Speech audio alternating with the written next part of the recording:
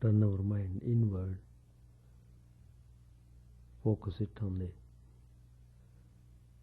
divine light, and pray for the welfare of the whole humanity. Hari Om Tat Sat. Om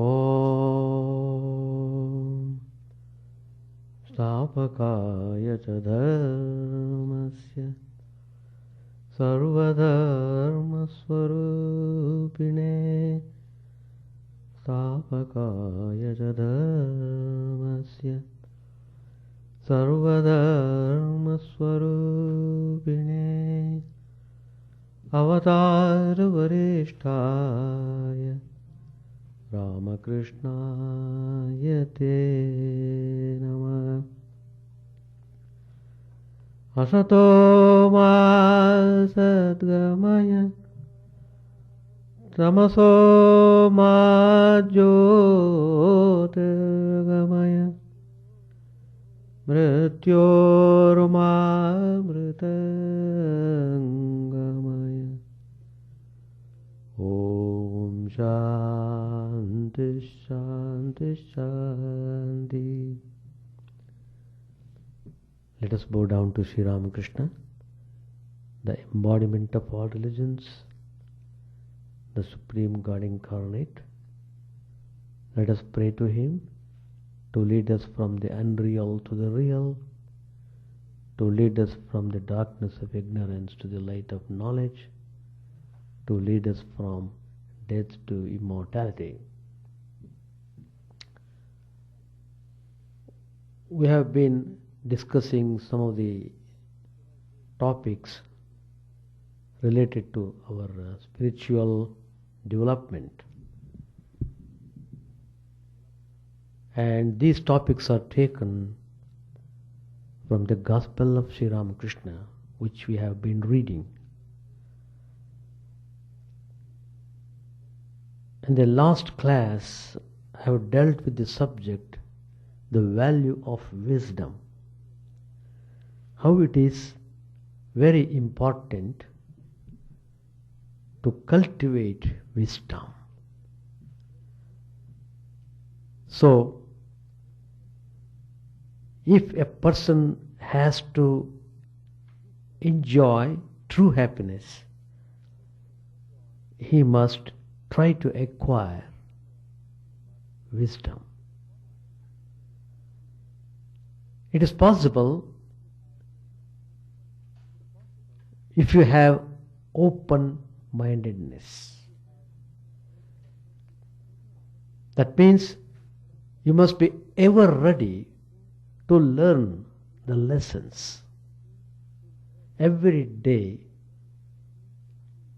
the world teaches you in so many ways the lessons. So, if you are humble and introspective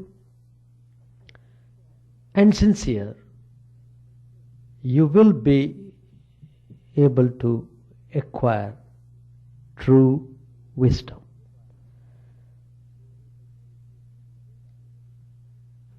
This teaching is very much highlighted in the Upanishads. That is Vedanta, the knowledge of the self, which is indwelling in everyone's heart. So, everything is here. Only we have to equip ourselves to know the things. So, we are in this world to acquire true wisdom, which paves the way for freedom.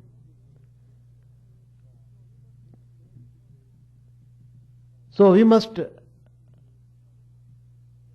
view the things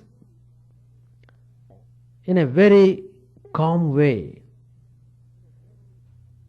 You must never get agitated or disturbed for any things that might happen around us. Well, nobody can avoid birth and death. The other day, one of the visitors was asking the question, Swamiji,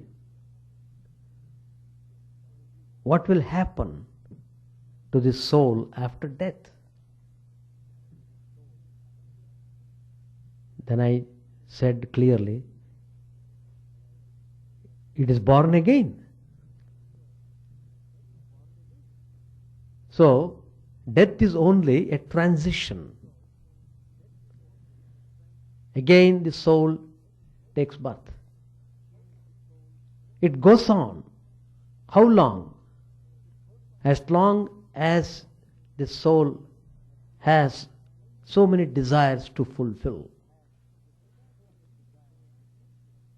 So the desires are the root of bringing us into this world again and again.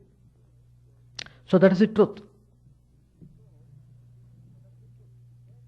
So then it is not taken easily that to perform the action, in order to fulfill the desire, you indulge in so many acts. That means you are initiating yourself into the chain of action and reaction.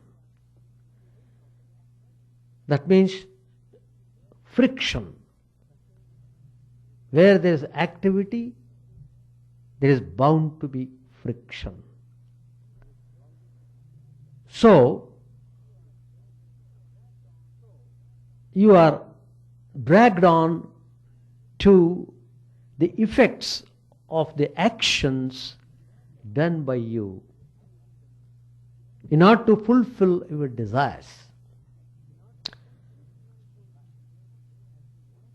Things will not go in the same way as you want them. They have their own way. You have no control over the things that might happen. But you have control over what you will do. So, one has to keep coming and going into this world. That is, one cannot escape birth and death.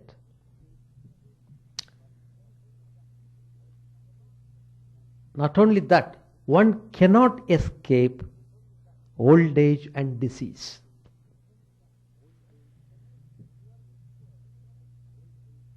When you are in this world, at some point of time, for some reason or other, you get sick. And as the time proceeds, the system becomes degenerated. You get into old age. Nobody wants to become old. But nobody can prevent becoming old. It is simply impossible. Well, this old age and sickness are also inescapable.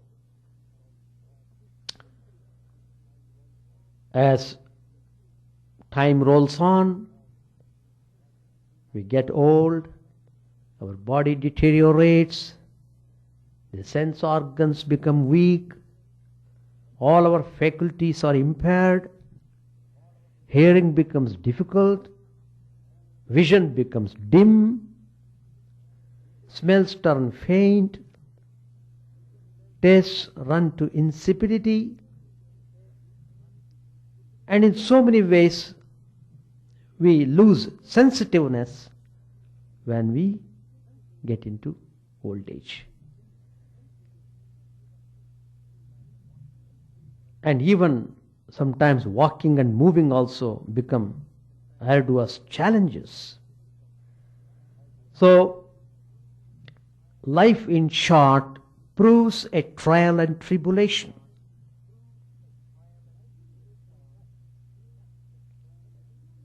But the curious thing about getting old is that desire does not always diminish. You might have become old. It doesn't mean you have got rid of desires.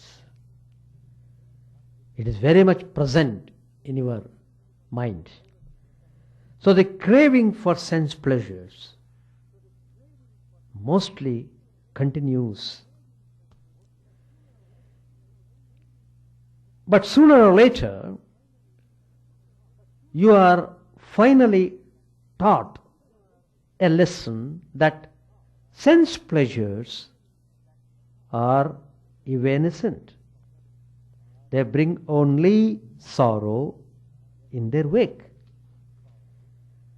Desire can't be assuaged through enjoyment any more than fire can be extinguished with ghee.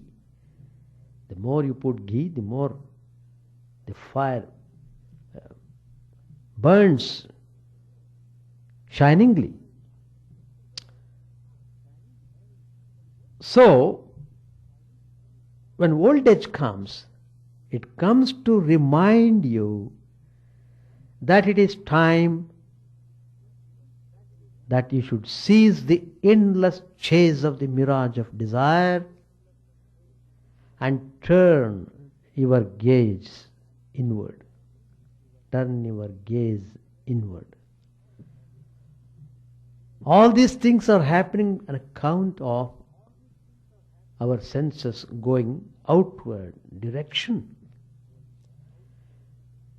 The famous Upanishad says that all these senses are projected in such a way that you become extrovert.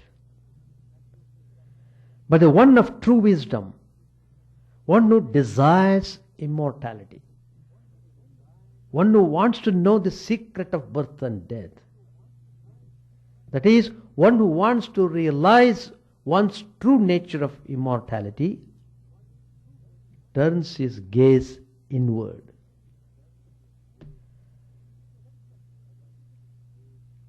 It is expected of us that with maturity we become inward looking. You have seen so many things during your lifetime.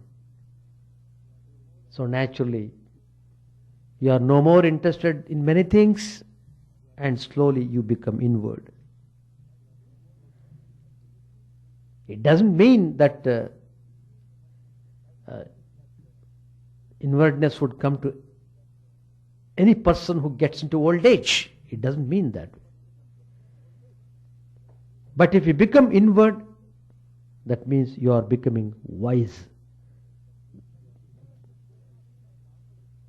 If inwardness does not come normally, what will happen? Nature gives you a shock which reverses the direction of your gaze. Is it not foolish that when such a rich, inexhaustible treasure lies within every one, yet one totally ignores it in his pursuit of external trumpery trifles?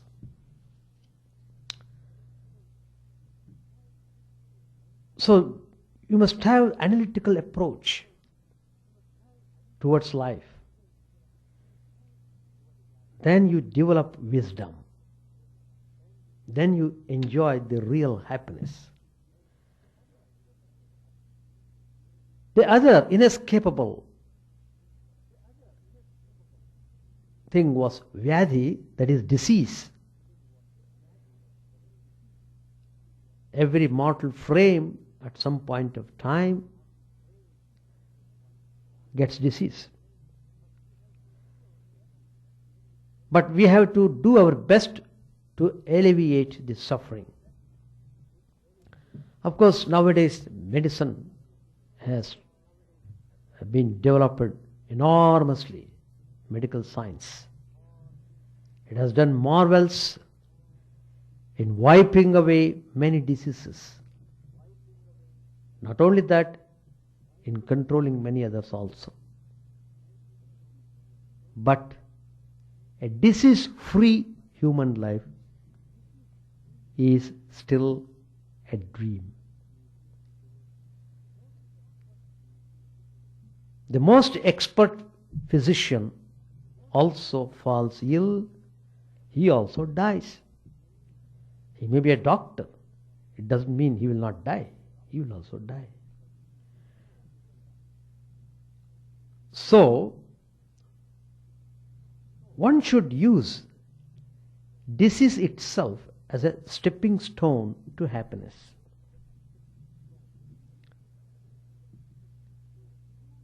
That is, to view the disease in a right spirit. Not to get depressed or worried over the disease, but to learn a lesson out of that. That is wisdom. And there are instances where such things have happened. There was a famous devotee in India. His name was Narayana Bhattatiri. He was a victim of a crippling arthritis. He could not walk. Physically, he was suffering immensely. But then, there was one remarkable quality in that person. He was a great devotee of God. So, in his agony, he turned all his poetic gifts and imaginative powers to compose hymns and glories of the Lord of the universe. His mind was directed in composing the hymns on the Divine Lord, so much so, he was totally absorbed in his poetic skills. The result was he had a vision of the Lord whom he was meditating upon in this way.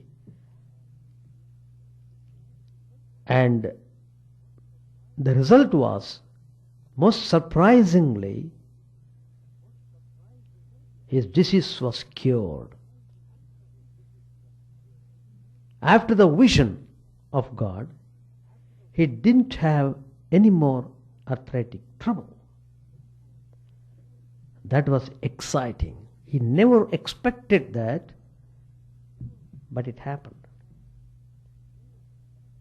And he was in great joy because he had the vision of God, and he has composed his poems in Sanskrit. It is named as Narayaniyam. It is available in our bookstore.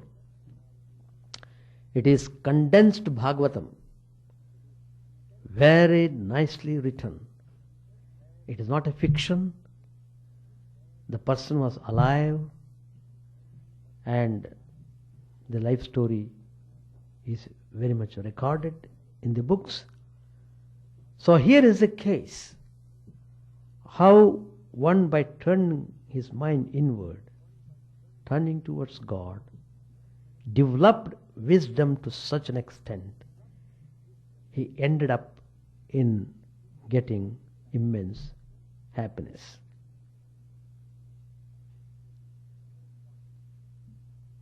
There is another example how we should conduct ourselves, because life is certainly bound to have difficulties, problems, sufferings. They all come, they are all considered as natural. There is no life without suffering.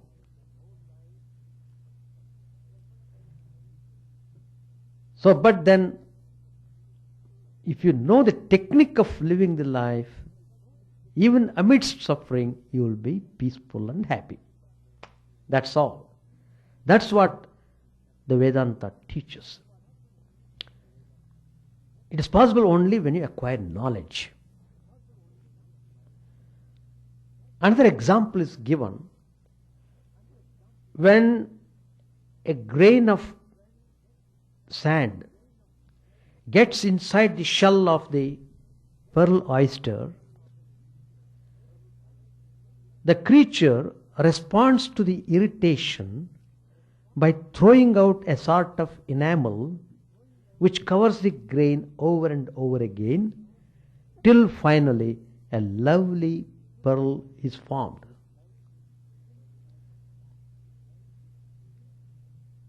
Sri Ramakrishna says in the Gospel, there is no substance whatsoever in the worldly life.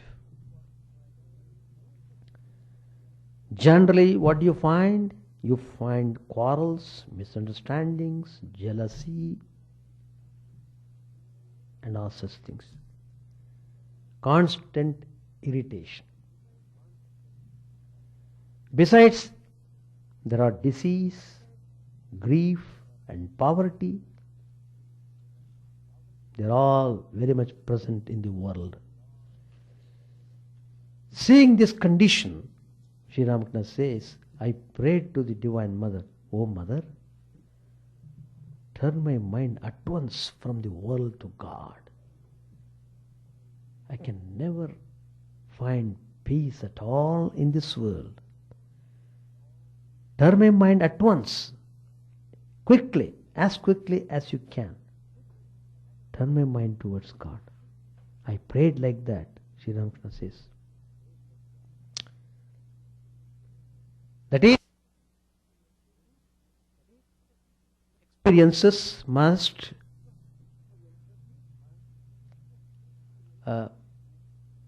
make you think to turn yourself to God.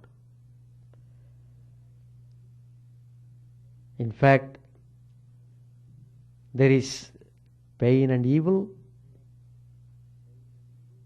in birth, death, old age, and disease. Only when we approach them negatively. So when you think of the birth of Lord Krishna, you must know he was born in the utter darkness of prison. His mother was in prison. There's a big story why the mother was in prison. Because Krishna's mother's brother came to know that the child born to his sister would kill him later on. Some prophecy he heard. Anyway, the story goes like that. But now Krishna was born in the prison. But how dazzling became the prison when he appeared decked in all his divine paraphernalia.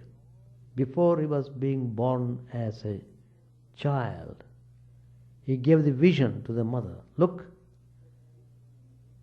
I am being born right now.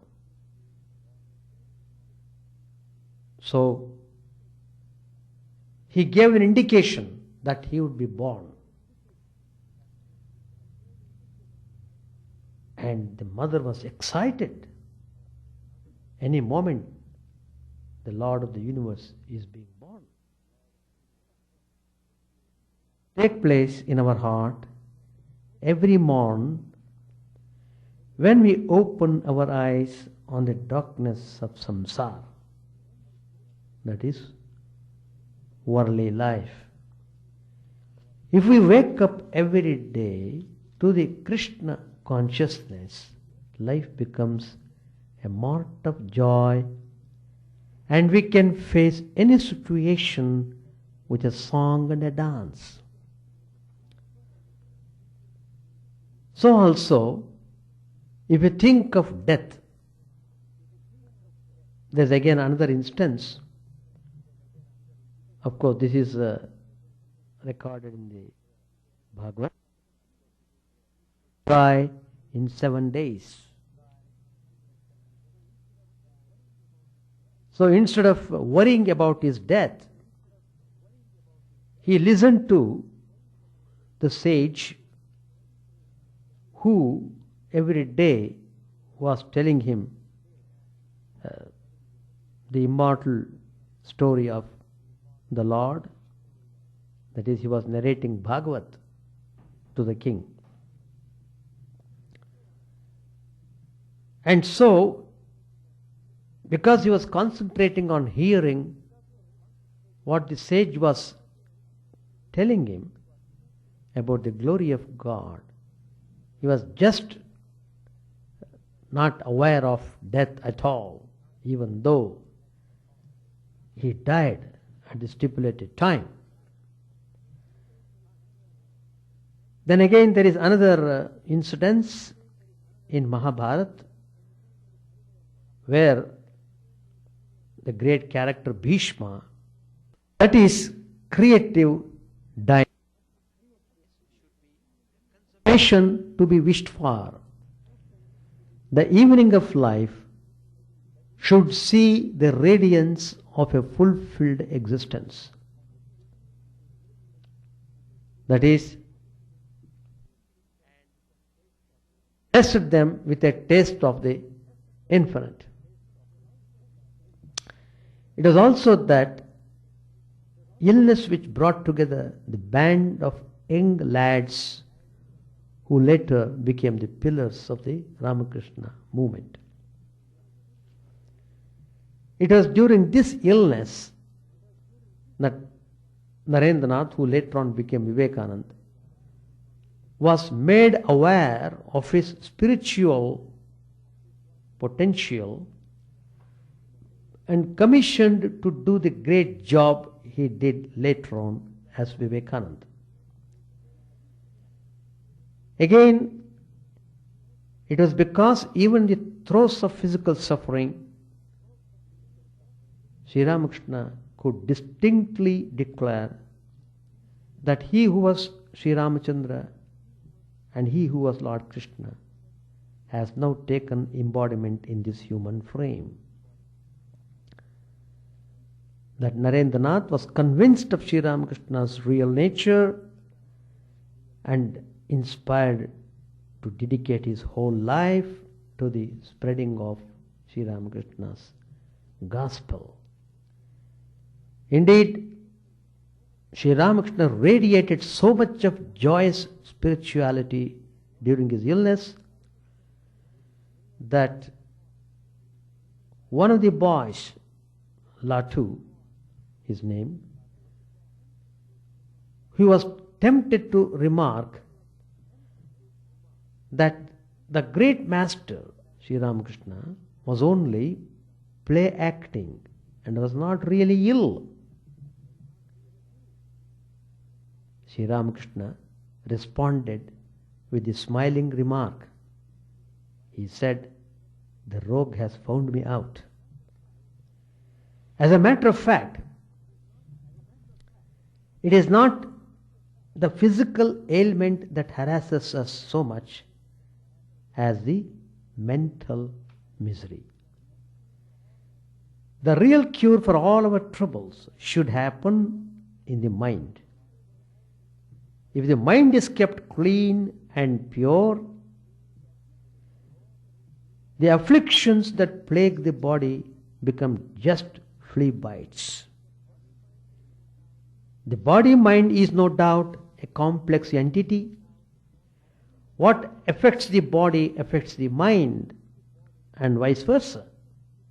But in the complex, the mind can be made the senior partner and the body taught to obey its behests. When the mind dominates the system, it can derive useful lessons from everything around it. There is again another episode in the Bhagavad scripture. It tells us of the Avadhuta, an illumined person, who had 24 gurus, a couple of dozen things and creatures that taught him valuable spiritual varieties. Sri Ramakrishna also used to say, as long as I live, so long do I learn. There is no end to the insights we can gain from what are considered common sights beneath our notice. Even misfortunes are great teachers. There was a great devotee, her name was Kunti. She prays to the Lord, Vipadaha Santu Nashashvat. She prays to God, may misfortunes assail us constantly. When in trouble, we are forced to think of the Lord, and troubles are finally removed, not through our cleverness, but through Lord's grace. Therefore, anything that helps us to think of God should be welcomed.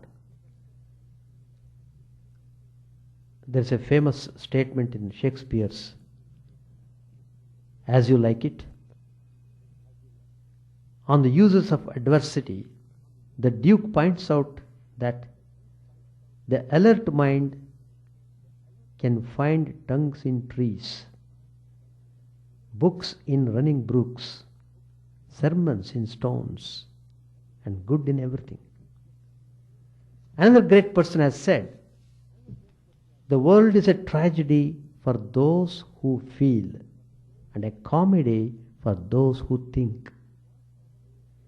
If we watch our own life and the life around us without self-centeredness and self-pity, considering ourselves as willing companions of the Lord in His play, the world loses its gloom and life becomes joy and a benediction. In the Gospel, Sri Ramakrishna says, a person by name Malik came to a devotee's house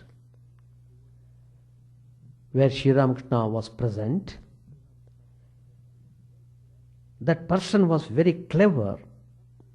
Malik, who came, he was a very clever man and deceitful. Sri Ramakrishna saw it in his eyes. He looked at him and said, addressing to Malik, Sri Ramakrishna said, it is not good to be clever. The crow is very clever, but it eats others' filth. Sri Ramakrishna could tell he was badly off. Sri Ramakrishna could understand him, that is Malik, from his appearance. Sri Ramakrishna was endowed with true wisdom, so he could interpret clearly things. That's the value of wisdom. So, have this open approach then you will learn many things. Once you acquire wisdom, you are getting into true knowledge. Once you have knowledge, then you will be joyful forever. So I conclude. Chapter 32, page 623, Gospel. On this day, Sri Ramakrishna again visited Sinti Brahma Samaj. It was the occasion of the autumn festival of the Samaj, which was being celebrated at Beni Madhavpal's garden house. The hall was decorated with flowers and greens, flags and festoons of various colors. Outside, the blue autumn sky with its fleecy clouds was reflected in the water of the lake. Sri Ramakrishna arrived at 4:30 in the afternoon. Entering the hall, he bowed down before the altar. The Brahma devotees, among whom could be noticed Vijay and Trailokya, sat around him. A sub-judge who was a member of the Brahma Samaj was with them. Trailokya was entertaining the devotees with his melodious music. Master said to Trailokya, "That song of yours, O mother, make me mad with thy love. I enjoy very much. Won't you sing it?" Trailokya sang, "O mother, make me mad with thy love. What need have I of knowledge or reason? Make me drunk with thy love's wine. O thou who stillest the bhaktas' hearts, drown me deep in the sea of thy love. Here in this world, this madhouse of thine, some laugh, some weep, some dance for joy. Jesus, Buddha, Moses, Gauranga, all are drunk with the wine of thy love. O mother, when shall I be blessed by joining their blissful company?" As he listened to this song, the master's mind underwent a transformation, and presently he went into deep samadhi. Coming down a little to the plane of the sense world, he gave instruction to the devotees. His mind was still charged with the divine experience. His words were spoken as if in a state of intoxication. Gradually he became again fully conscious of the world.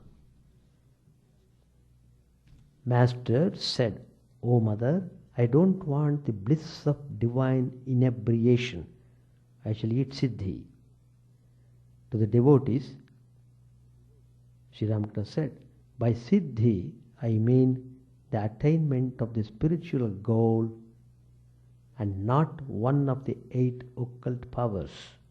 About the occult powers, Sri Krishna said to Arjuna, "Friend, if you find anyone who has acquired even one of the 8 powers, then know for certain that he will not realize me. For powers surely beget pride, and God cannot be realized if there is the slightest trace of pride." Shall stop. Any questions? Any questions to ask? So world is meant for learning. We are here to learn. If you have that approach, then you will acquire knowledge. Once you acquire knowledge, you get peace and joy. That's the conclusion. Anything to ask? No question? All right. We shall conclude. All right. We shall stop. Chant the name of the Lord and His glory unceasingly, that the mirror of the heart may be wiped clean and quenched that mighty forest fire, worldly lust, raging furiously within. O name, stream down in moonlight on the lotus heart, opening its cup to knowledge of thyself. O self, drown deep in the waves of His bliss. tasting his nectar at every step, bathing in his name that bath for weary souls. Various are thy names, O Lord. In each and every name thy power resides. No times are set, no rites are needful for chanting of thy name. So vast is thy mercy, how huge then is my wretchedness, who find in this empty life and heart no devotion to thy name. O my mind, be humbler than a blade of grass, be patient and forbearing like a tree, take no honor to thyself, give honor to all, chant unceasingly the name of the Lord. O Lord and Soul of the universe, mine is no prayer for wealth or retinue, the playthings of lust or the toys of fame. As many times as I may be reborn, grant me, O Lord, a steadfast love for thee. A drowning man in this world's fearful ocean is thy servant, O sweet one. In thy mercy consider him as dust beneath thy feet. Ah, how I long for the day when instant separation from thee, O Lord, will be as 1,000 years, when my heart burns away with its desire, and the world without thee is a heartless void.